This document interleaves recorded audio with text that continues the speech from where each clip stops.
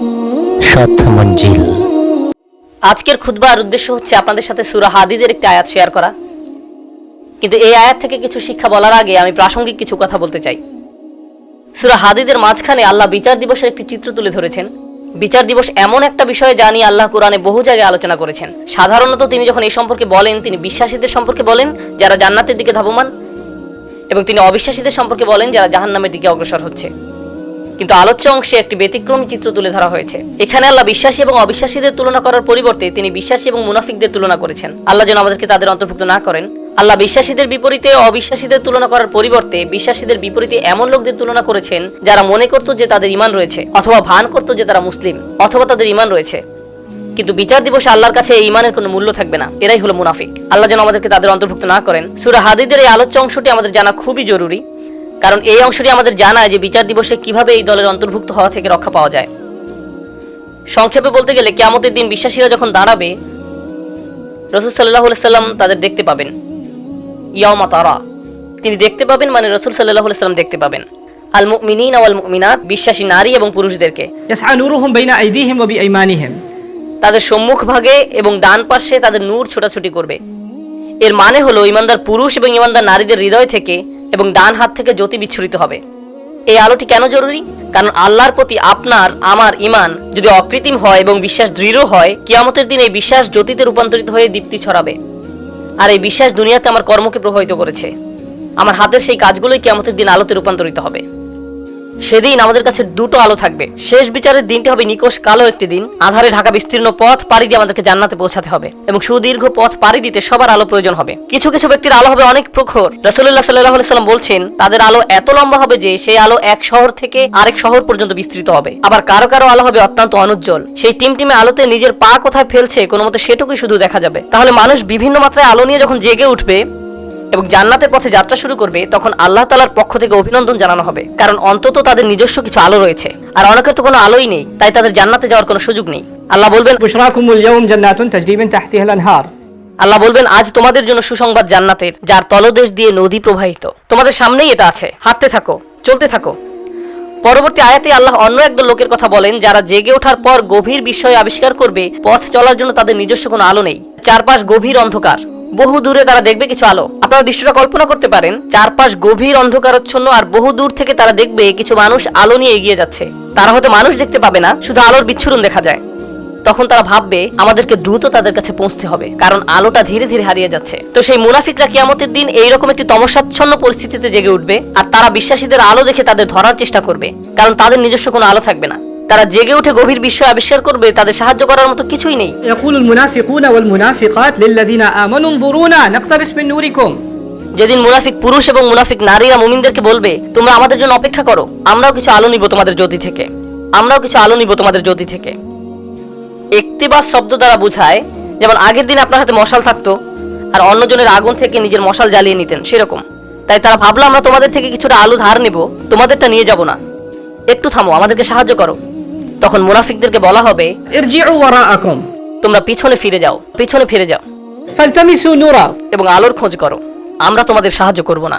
হাসরের ময়দান হচ্ছে এমন ভয়াবহ একটি জায়গা যেখানে জন্মদাত্রী মা নিজ সন্তানকে পর্যন্ত অগ্রাহ্য করবে। ভাই বোন, স্বামী স্ত্রী, বাবা মা, আত্মীয় স্বজন, প্রাণের বন্ধু, এই সব পার্থিব সম্পর্কগুলো ছিন্ন হবে। প্রতিটি মানুষ শুধুমাত্র নিজেকে বাঁচাতে উদ্বিগ্ন থাকবে, কেউ এমনকি পিছনে ফিরেও তাকাবে না।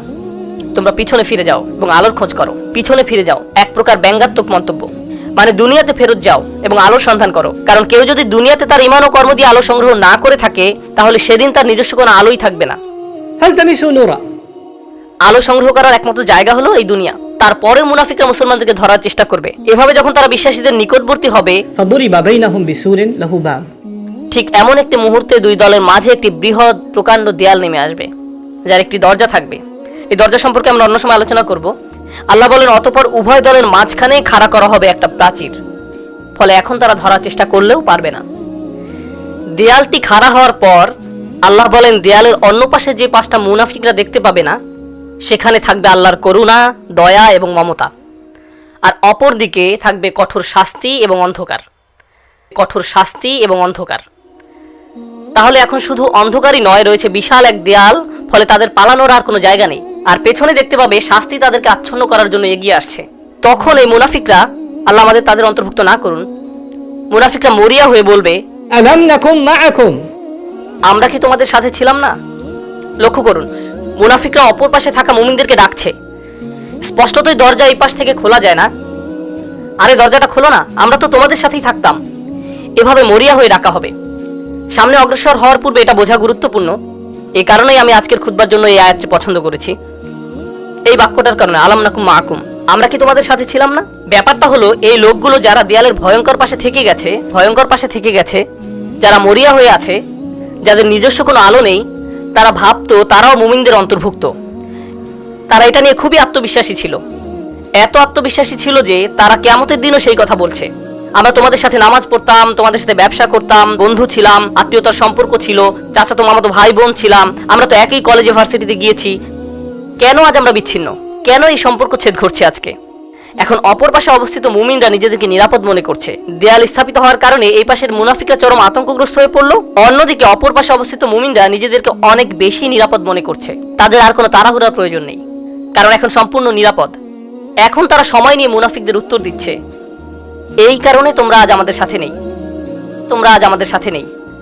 জান্নাতি লোকেরা সর্বপ্রথম তাদেরকে বলেছিল, পেছনে ফিরে গিয়ে আলোর তালাশ করো, فالتمسوا نورا পেছনে ফিরে গিয়ে আলোর তালাশ করো। স্পষ্টতই তোমাদের আলো নেই। আবার মুনাফিকরা সম্পূর্ণ হতবাক, আমাদেরও তো তোমাদের মতো আলো পাওয়ার কথা ছিল। এখন জান্নাতি মানুষরা মুনাফিকদের ব্যাপারে বর্ণনা করবে, এই লোকগুলোর তো আলো ছিল, তাদের বিশ্বাস ছিল, এই লোকগুলোর তো আলো ছিল, কিভাবে তারা এটা হারালো? কিভাবে তারা কিয়ামতের দিন সম্পূর্ণ দেউলিয়া হয়ে পড়ল? এই আয়াতটি বিশেষভাবে নিগুড় একটি আয়াত। এই আয়াতে বর্ণিত হয়েছে কিভাবে একজন মুমিন ক্রমে ক্রমে ঈমান হারায়, কিভাবে একজন মানুষ ঈমানের মতো মহামূল্যবান জিনিস পাওয়ার পরেও পরিশেষে তা হারিয়ে ফেলে। রাতারাতি কোনো ব্যক্তির ঈমান ধ্বংস হয়ে যায় না। একদিন সকালে ঘুম থেকে উঠে কোনো ঈমানদার ব্যক্তি মুনাফিক হয়ে যায় না। এটা একটা পর্যায়ক্রমিক প্রক্রিয়া। এই প্রক্রিয়াটি এই নিরন্তর বাণীতে প্রকাশিত হয়েছে।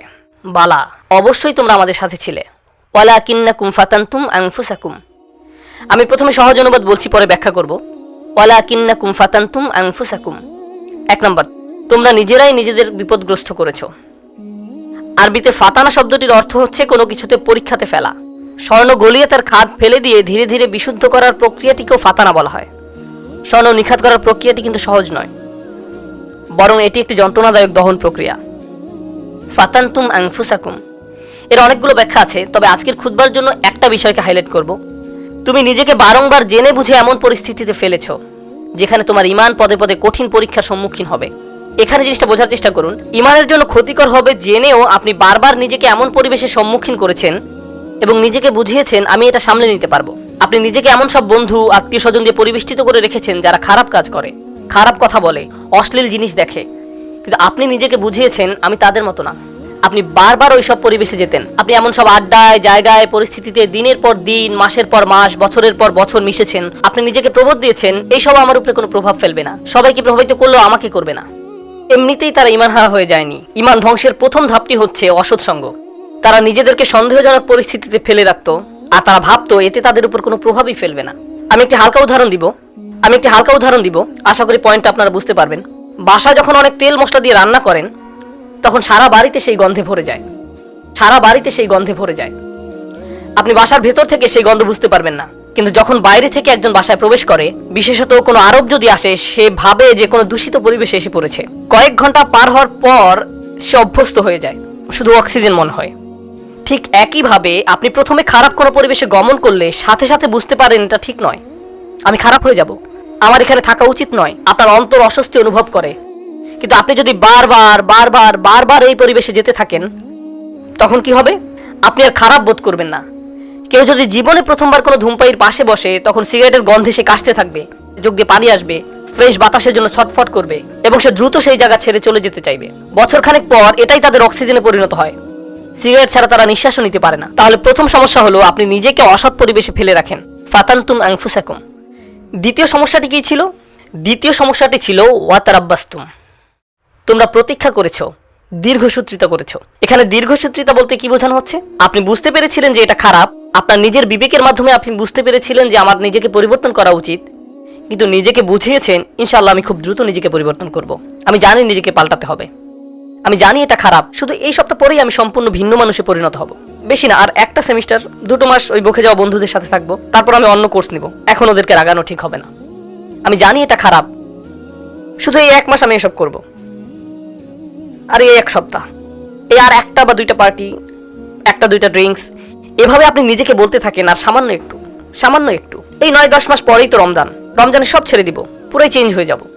আমার প্ল্যান আছে হজে যাওয়ার। হজ থেকে আসার পর দেখবেন আমি কেমন ভালো মানুষে পরিণত হই। এভাবে আপনি নিজেকে বলতে থাকেন, আর সামান্য একটু। কিন্তু সে পর্যন্ত আমার জন্য দোয়া করতে থাকুন। এই মুহূর্ত থেকে নিজেকে পরিবর্তন করতে চান না, আপনি নিজেকে শুধু খারাপ পরিবেশে ফেলেই রাখছেন না, এখনো নিজেকে পরিবর্তনের জন্য কোনো পদক্ষেপ নিতেও প্রস্তুত নন। মনে হচ্ছে আপনার কাছ থেকে অনেক বেশি কিছু চাওয়া হচ্ছে। যেভাবে আছেন সেভাবেই থাকতে চান, আরো কিছু খারাপ উপভোগ করতে চান।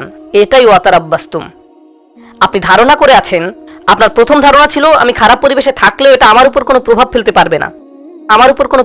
পারবে না। সময়ের সাথে সাথে ভয়ঙ্কর খারাপ কিছু আপনার কাছে স্বাভাবিক হয়ে যায়। এখন অতারাব্বাস্তুম বা অপেক্ষা করতে থাকা, দীর্ঘসূত্রিতা করার প্রভাব কি? আপনি ভাবছিলেন আপনি যে কোনো সময় এই খারাপ কর্ম পরিত্যাগ করতে পারবেন, সব খারাপ সঙ্গ থেকে যে কোনো সময় সরে আসতে পারবেন। আমি তো আর আসক্ত না, আমার তো আর এটার দরকার নেই, আমি তো আর এর সাথে আটকে যাইনি, যখন তখন বেরিয়ে যেতে পারবো। কিন্তু বাস্তবতা এটা নয়। যত বেশি সময় আপনি এর সাথে জড়িয়ে থাকবেন, আপনি তত বেশি এতে আসক্ত হবেন। তারপর এর থেকে বেরিয়ে যাওয়া অসম্ভব হয়ে পড়ে। আপনি আষ্টে পৃষ্ঠে মাথা পড়েন, সম্পূর্ণ ডুবন্ত অবস্থায় নিজেকে আবিষ্কার করেন। আপনি এখন জানেনও না এই পরিবেশের বাইরে সুস্থ জীবনের মানে কি। এরপর আপনি নিজেকে বলতে শুরু করেন, অনেক দেরি হয়ে গেছে, আর সম্ভব না। এরকম ঘটার পর এক অপরাধ বোধের জন্ম নিবে। আমি বহুদিন ধরে এত পাপ কাজ করে আসছি, আমার আরো অনেক আগেই তওবা করা উচিত ছিল, এখন অনেক দেরি হয়ে গেছে। নিজেকে খারাপ ভাবতে অথবা মনের ভেতরে অনুশোচনা নিয়ে বেশি দিন কাটাতে কেউই পছন্দ করে না। তখন শয়তান এসে বলবে, তুমি এত অপরাধ বোধে ভুগছো কেন? তোমার তো কোনো দোষ নেই। এই ইসলাম নামের জিনিসটাই তোমার মনের ভেতর যত অপরাধ বোধের জন্ম দিয়েছে।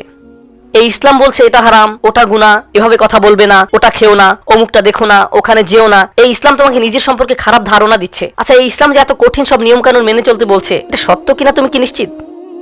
শয়তানের ওয়াসওয়াসা শুনে বিভ্রান্ত ব্যক্তি ভাবতে থাকে, আমি আসলে কেন ইসলামে বিশ্বাস করি? মনে হয় যেন ইসলাম চায় না আমি আনন্দে থাকি।